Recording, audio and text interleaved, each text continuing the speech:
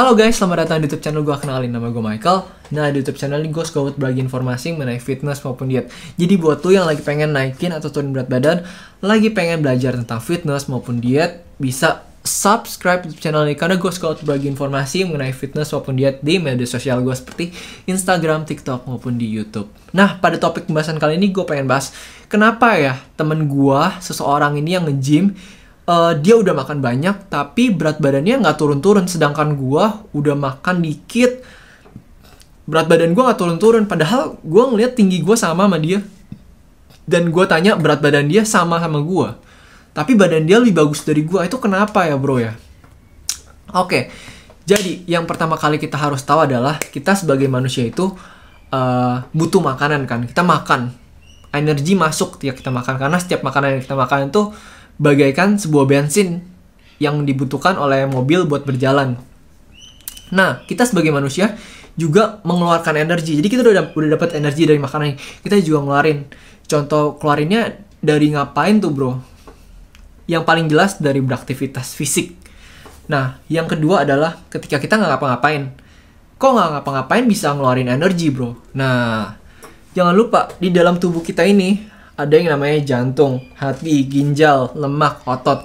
Dan itu semua organ tubuh kita membutuhkan yang namanya energi. Jadi meskipun lu nggak bergerak sama sekali seharian, cuman tidur di ranjang doang, lu tetap mengeluarkan energi. Dan yang lu harus tahu, energi yang lu keluarkan nggak beraktivitas sama sekali itu kurang lebih sekitar 60-70%.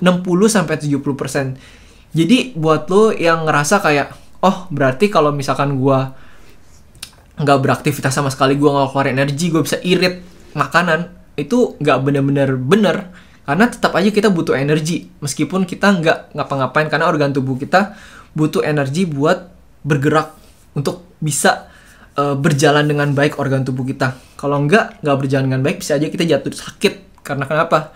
Karena kita kekurangan energi. Nah, jadi gini teman-teman, balik lagi ke topik pembahasan, kenapa anak yang nge-gym itu kayaknya udah makan banyak tapi bisa mempertahankan bentuk tubuhnya atau malah bisa turunin berat badan. Karena yang pertama adalah kalau misalkan kita lihat aktivitas mereka dibandingkan dengan orang pada umumnya yang biasa banyakkan duduk di kantor dan lain-lain, orang yang nge-gym itu aktivitas fisiknya itu bisa dibilang lebih besar. Contohnya apa? Mereka pada saat nge-gym mungkin ada yang melakukan kardio, terus mereka dengan meningkatkan massa otot, komposisi tubuh mereka juga berubah, dimana akan gue bahas di bagian selanjutnya. Tapi untuk sekarang ini gue bahas dulu dari segi fisik, aktivitas fisik. Jadi kalau teman-teman lihat orang zaman dulu sama orang zaman sekarang, bentuk tubuhnya beda kan. Orang zaman sekarang kayak banyak banget yang mengalami yang namanya obesitas. Nah, penyebabnya apa? Coba teman-teman balik lagi ke zaman dulu. Kayaknya orang zaman dulu badannya nggak ada yang obesitas kan. Nah, karena kenapa?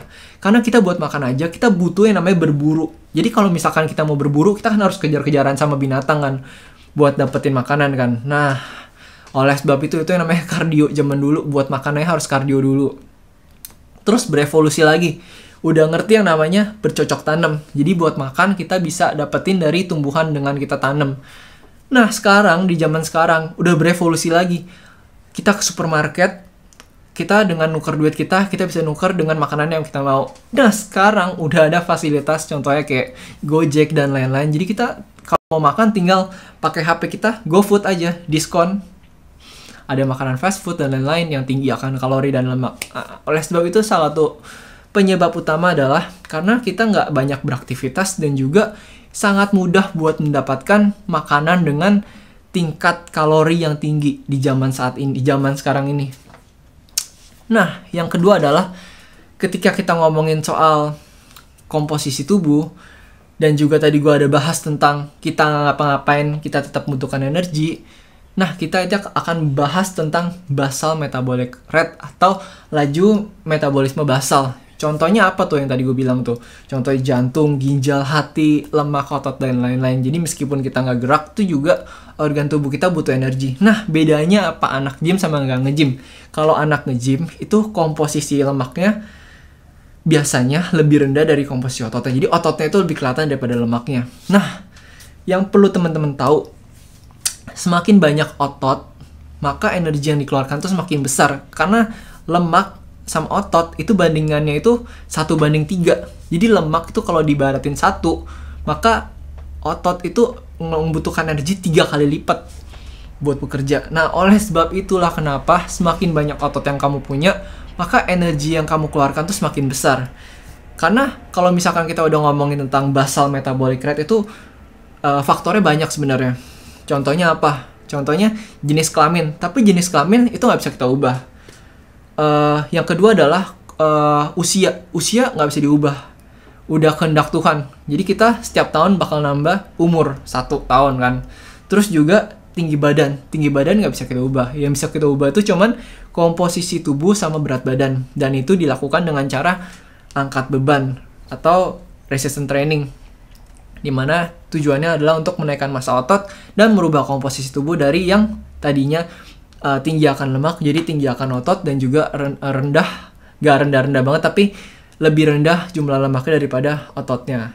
Nah, jadi komposisi otot yang lebih banyak, lemak yang lebih rendah, aktivitas fisik yang lebih tinggi, itu yang nyebabin kenapa anak nge-gym meskipun mereka berat badannya sama lu sama, meskipun mereka tinggi badannya sama lu sama, tetap bisa mempertahankan berat badan atau bahkan nurunin berat badan dengan porsi makan yang lebih besar. Karena itu, karena basal metabolic rate mereka lebih tinggi, karena aktivitas fisik mereka lebih tinggi. Oleh sebab itu mereka dapat enjoy pas diet. Meskipun sebenarnya kalau misalkan udah ekstrim banget nih, udah pengen kayak kompetisi kayak gitu-gitu, biasa orang bakal tetap aja dietnya agresif atau bisa dibilang di luar nalar lah.